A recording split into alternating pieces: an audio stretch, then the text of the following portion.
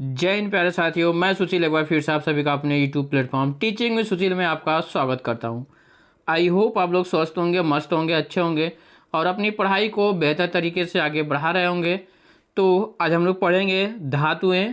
आज इसके पहले हम लोग सभी जो पढ़ लिए हैं उसका वीडियो सब पढ़ा हुआ है। आप लोग जो भी भाई बहन इस चैनल पर पहली बार आ रहे हैं वो जा करके वहाँ पे पढ़ सकते हैं। तो प्लीज़ और एक बार आप सभी से रिक्वेस्ट है कि जो भी भाई बहन इस चैनल पर पहली बार आ रहे हैं आप लोग चैनल को सब्सक्राइब जरूर कर लीजिए और बेल आइकन को ऑन कर लीजिए ताकि कोई भी क्लास स्टार्ट हो तो आपको नोटिफिकेशन तुरंत मिल जाए। तो एक बार फटाफट आप सभी लोग सेशन को लाइक कर दीजिएगा और शेयर कर दीजिएगा। और आ जाते हैं हम लोग अपने टॉपिक पे। आज हम लोग पढ़ेंगे धातुएं और धातु में आज का पहला क्वेश्चन होगा, किस धातु की विद्युत चालकता सर्वाधिक होती है। देखिएगा यहाँ से करा कि किस धातु की विद्युत चालकता सर्वाधिक होती है, तो चांदी की होती है, यानी कि चांदी की विद्युत चालकता सबसे अधिक होती है। इसको याद करके रखिएगा। करा कि मोती की रासायनिक संरचना किस पदार्थ से निर्मित होती है। मोती की रासायनिक संरचना किस पदार्थ से निर्मित होती है, तो calcium carbonate, calcium carbonate CaCO3 जो होती है कैल्शियम कार्बोनेट। अगला क्वेश्चन बन रहा है कि सबसे हल्की और सबसे भारी धातु क्रमशः कौन सी है। तो सबसे हल्की धातु कौन सी है, लिथियम है। और सबसे भारी धातु कौन सी है, ऑस्मियम। तो इसको याद रखिएगा, सबसे हल्की धातु लिथियम, सबसे भारी धातु ऑस्मियम। अभी तक हम लोगों ने 3 क्वेश्चन पढ़ लिया। तो सर्वाधिक विद्युत चालकता वाला धातु आपका कौन सा हो जाएगा, चांदी हो जाएगा। और मोती की रासायनिक संरचना किस पदार्थ से बनी होती है, तो कैल्शियम कार्बोनेट CaCO3 से। और सबसे हल्की धातु लिथियम, सबसे भारी धातु ऑस्मियम होता है। तो इस चैप्टर को आप लोग पढ़ लीजिएगा। ये चैप्टर बहुत ही इंपॉर्टेंट है, यहाँ से कई तरह से क्वेश्चन पूछे जाते हैं। तो आप लोग चैनल पर बने रहिएगा और सपोर्ट भी करते रहिए और अपनी पढ़ाई को आगे बढ़ाते रहिएगा। चलिए आ जाते हैं अगले क्वेश्चन पे। अगला क्वेश्चन कह रहा है कि सबसे भारी प्राकृतिक तत्व कौन सा है। अब सबसे भारी आ गया, अभी सबसे हल्का था, अब आ गया सबसे भारी। कह रहा कि सबसे भारी प्राकृतिक तत्व तो कौन सा भाई, यूरेनियम है। कौन सा है, यूरेनियम। कौन सा है, यूरेनियम। तो सबसे भारी प्राकृतिक तत्व कौन सा है, तो यूरेनियम है। अगला क्वेश्चन कह रहा है कि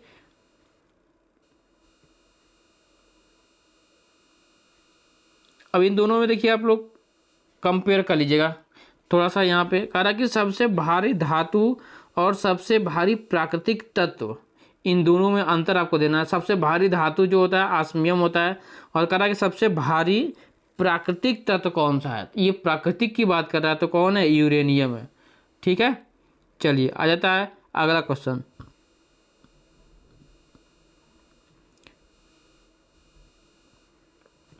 करा कि मोनाजाइट किसका प्रमुख अयस्क है। जो मोनाजाइट होता है, मोनाजाइट किसका प्रमुख अयस्क है, तो थोरियम का है। किसका है, थोरियम का है।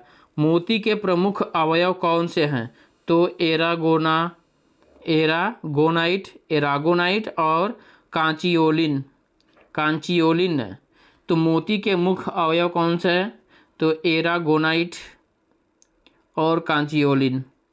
कहा कि चाकू से काटे जाने वाली धातुएं सोडियम, पोटेशियम और लिथियम भी होता है। सोपाली याद करिएगा कि इसका चाकू से काटी जाने वाली सबसे मुलायम धातु होती है सोडियम, पोटेशियम और लिथियम। सोपाली, सोपाली याद कर लेंगे। ये तीनों जो है चाकू से काटी जा सकती है, सोडियम, पोटेशियम और लिथियम।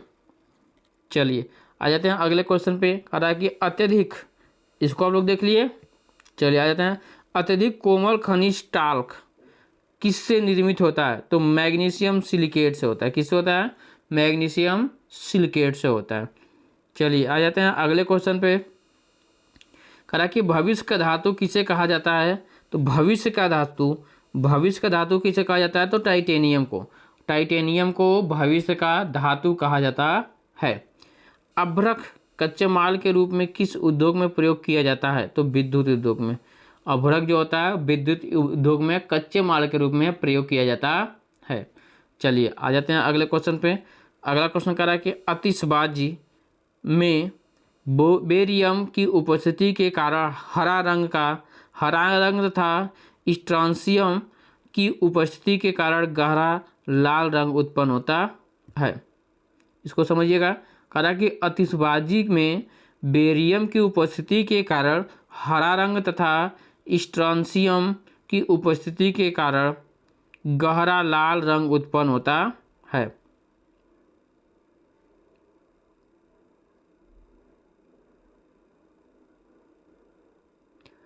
ठीक है, चले तो बेरियम की उपस्थिति के कारण हरा रंग होता है और स्ट्रांसियम की उपस्थिति के कारण गहरा लाल रंग उत्पन्न होता है।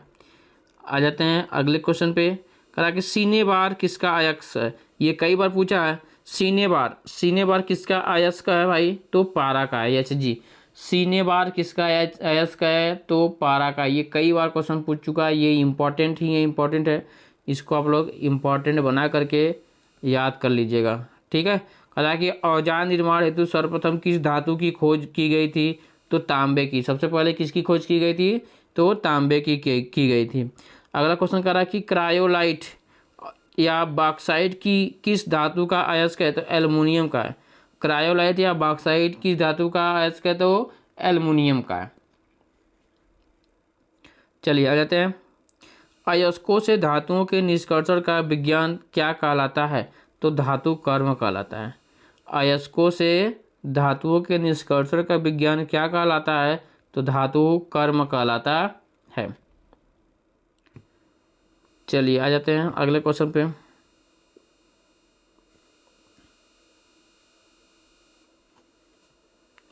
करा कि साधारण तापमापी यंत्रों में पारे का प्रयोग क्यों किया जाता है? साधारण तापमाप यंत्रों में पारे का प्रयोग क्यों किया जाता है? क्योंकि पारे का ऊष्मीय प्रसार गुणांक उच्च होता है। क्यों? क्योंकि पारे का जो ऊष्मीय प्रसार गुणांक होता है वह उच्च होता है। अगला क्वेश्चन कर रहा है सोडियम की अत्यधिक क्रियाशीलता के कारण इसे किस पदार्थ में रखा जाता है? तो केरोसिन के तेल में रखा जाता है। तो ये भी क्वेश्चन कई बार पूछा है कि सोडियम इतना क्रियाशील होता है कि वह कहाँ रखा जाता है? तो केरोसिन में रखा जाता है, केरोसिन तेल में रखा जाता है। कहा कि भर्जन प्रायः किन अयस्कों का किया जाता है? तो भर्जन किन अयस्कों किया जाता है? तो सल्फाइड एवं ऑक्साइड अयस्कों का। किसका? सल्फाइड एवं ऑक्साइड अयस्कों का किया जाता है। चलिए आ जाते हैं अगले क्वेश्चन पे। अगला क्वेश्चन आपका क्या बनता है यहाँ से? कह रहा है कि शुद्ध सोना कितने कैरेट का होता है? भाई ये तो सभी को पता होगा। शुद्ध सोना कितने कैरेट का होता है? तो 24 कैरेट। ये तो सभी को पता है, इसको बताने की कोई आवश्यकता ही नहीं है, आप सभी लोग इसको जानते होंगे। चलिए सोडियम को जल में डालने पर कौन सी गैस मुक्त होती है? तो हाइड्रोजन। कौन सी गैस होगी? हाइड्रोजन। सोडियम को जल में डालने पर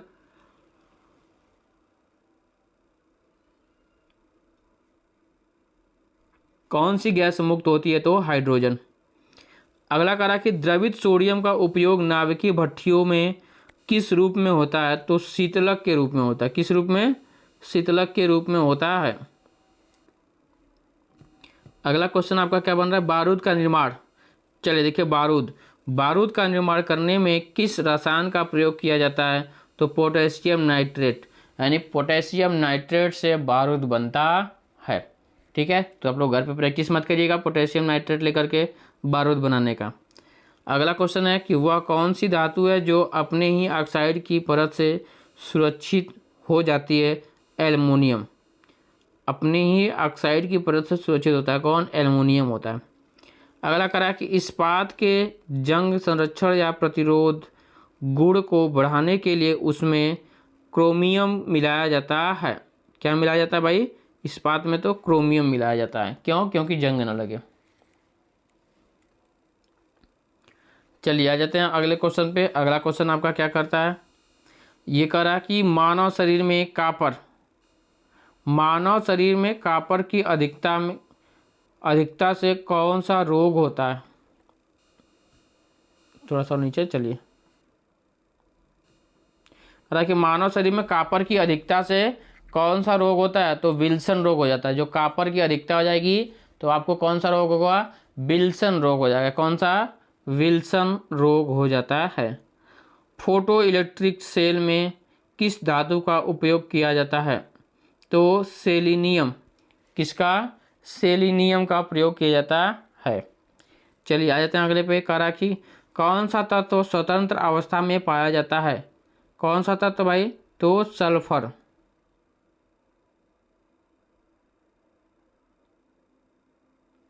चलिए आ जाते हैं अगले क्वेश्चन पे। करा कि धातुओं में सर्वाधिक हीन चालक कौन सी है? धातुओं में सर्वाधिक हीन चालक कौन सी है? तो सीसा है। कौन सी भाई? सीसा।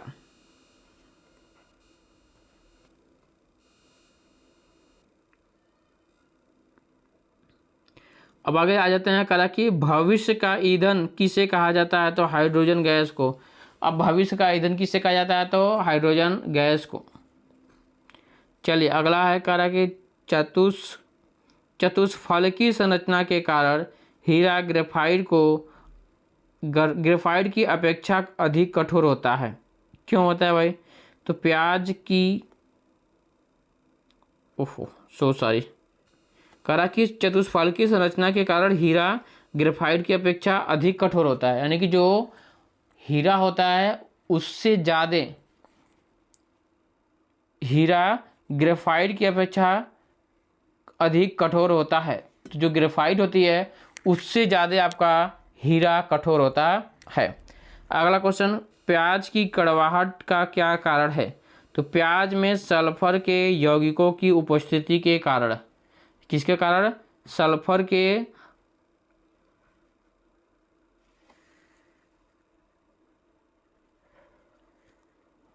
चलिए प्याज में सल्फर के यौगिकों की उपस्थिति के कारण। ठीक है, आ जाते हैं अगले क्वेश्चन पे। कहा कि यूरेनियम का मुख्य अयस्क क्या है? पिच ब्लेंड है। क्या है? यूरेनियम का मुख्य अयस्क पिच ब्लेंड है। सल क्रिया में पट्टियों के रूप में किस रासायनिक पदार्थ का प्रयोग किया जाता है? तो कैल्शियम सल्फेट का किया जाता है। किसका? Calcium sulphate. सबसे कठोर धातु प्लेटिनम। सबसे कठोर धातु प्लेटिनम है। चलिए आ जाते हैं, इसके कुछ रासायनिक नाम और सूत्र हैं, इसको हम लोग देख लेते हैं।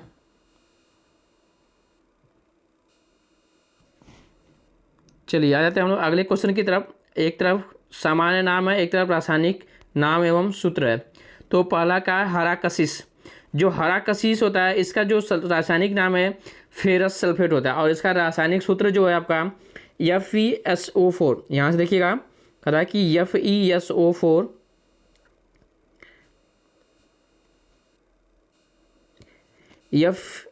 FeSO4 7H2O। यह क्या है? आपका हरा कशिश होता है, यानी कि फेरस सल्फेट इसको बोलते हैं। और नीला कपिस कॉपर सल्फेट को नीला कपिस, ब्लू विट्रॉयल बोलते हैं इसको, नीला कशिश। CuSO4 5H2O इसका रासायनिक सूत्र है। तो श्वेत कशिश जिंक सल्फेट, जिसे बोलते हैं श्वेत कशिश को जिंक सल्फेट, ये क्या होता है आपका ZnSO4 × 7H2O। अगला क्वेश्चन है लाल कशिश कोबाल्ट सल्फेट COSO4 7H2O। ये होता है भाई आपका सामान्य सूत्र, सामान्य नाम और रासायनिक नाम। तो यहाँ से इसको आप लोग देख लीजिएगा। चलिए आ जाते हैं अगले क्वेश्चन पे। अगला क्वेश्चन यहाँ से क्या बनता है आपका? अगला क्वेश्चन कह रहा है कि माणिक्य और नीलम को रासायनिक रूप से एल्युमिनियम ऑक्साइड। माणिक्य और नीलम को एल्युमिनियम ऑक्साइड को रासायनिक रूप से एल्युमिनियम ऑक्साइड के रूप में पहचान की जाती है। ठीक है, तो ये यहाँ तक रहा क्वेश्चन। आ जाते हैं अगले पेज पे। अगला है आपका महत्वपूर्ण धातु एवं उसके अयस्क हैं। तो ये धातु है और उससे अयस्क कौन कौन से हैं इसको हम लोग देख लेते हैं। धातु और अयस्क, जो सोडियम है धातु, पहला धातु क्या आपका सोडियम है और उसके अयस्क भी दिए गए हैं, तो इन सभी को हम लोग देख लेते हैं। हालांकि सोडियम है, सोडियम यानी कि इसके कौन कौन से अयस्क हैं उसको हम लोग देख लेते हैं।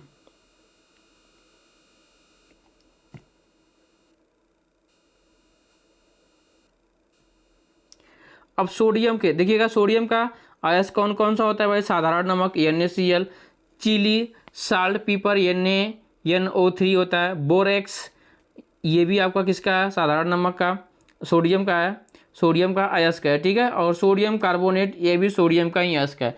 तो इसमें से पूछा जाता है निम्न में से किसका अयस्क का है? तो सोडियम का कौन कौन सा है? साधारण नमक, Chile saltpetre, borax, sodium carbonate. तो बोरेक्स जो होता है कई बार पूछा है, बोरेक्स किसका अयस्क है? तो सोडियम का होता है, ठीक है।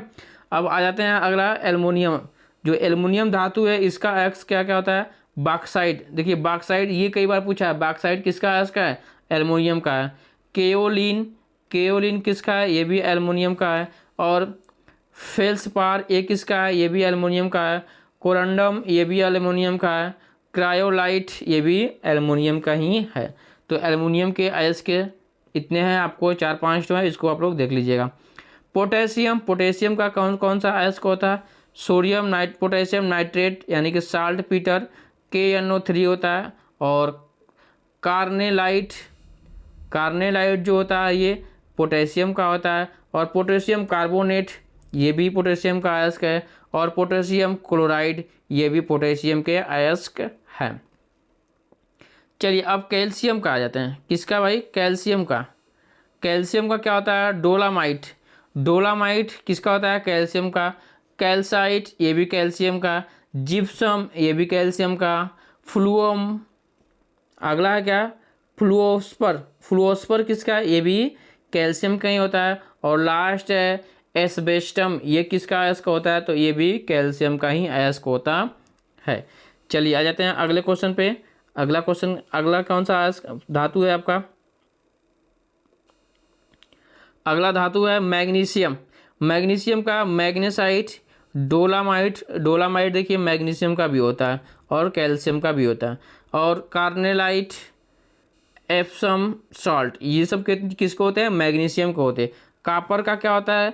चाल्कोपायराइट अथवा कापर पायराइट किसका होता है? कापर का अयस्क है। कापर ग्लास कापर का अयस्क है। क्यूप्राइट कापर का अयस्क है। मेलेकाइट ये भी कापर का अयस्क है। और एजुराइट ये भी किसका है? कापर का ही होता है। चलिए आ जाते हैं अगले क्वेश्चन पे। अगला क्वेश्चन क्या बन रहा है? जिंक। अगला धातु कौन सा हो जाता है आपका? जिंक है भाई। तो जिंक का कौन कौन सा होगा? जिंकाइट, जिंकाइट जिंक का होता है। जिंक ब्लेंड जिंक का होता है। कैलामाइन ये भी जिंक का होता है। और बेलेसमाइट ये भी आपका जिंक का ही अयस्क होता है। इसी तरह लेड का होता है। लेड का क्या होता है? गैलेना और सीरूसाइट। तो गैलेना और सीरूसाइट किसका होता है? लेड का होता है। टीन का, टीन का जो अयस्क होता है ये कौन सा होता है भाई? तो जो टीन का होता है आपका कैसेटेराइट, कैसेटेराइट होता है। और कैंडियम, कैंडियम का क्या होता है? ग्रीनोसाइट, कैंडियम का क्या होता है? ग्रीनोसाइट, ठीक है। तो ये हैं आपके कुछ महत्वपूर्ण धातु और उनके अयस्क। निकिल यानी कि निकिल का क्या होता है? मिलेराइट, निकिल का अयस्क कौन होता है? मिलेराइट होता है। मैग्नीज का अयस्क पायरोलुसाइट और मैग्नाइट होता है, ये मैग्नीज का होता है। अब आयरन का भी देख लीजिएगा, आयरन का बहुत पूछता है, बहुत पूछता है आयरन का अयस्क। तो हेमाटाइट आयरन का होता है। लिमोनाइट ये भी आयरन का होता है। मैग्नेटाइट ये भी आयरन का होता है। सीडेराइट ये भी आयरन का होता है। आयरन पायराइट ये भी आयरन का होता है। पायराइट ये भी आयरन का ही होता है, कॉपर पायराइट है, ठीक है। तो आयरन के अयस्क होते हैं। अब मरकरी का अयस्क क्या होता है? सिनेबार। ये क्वेश्चन बहुत इंपॉर्टेंट है, कई बार पूछा है।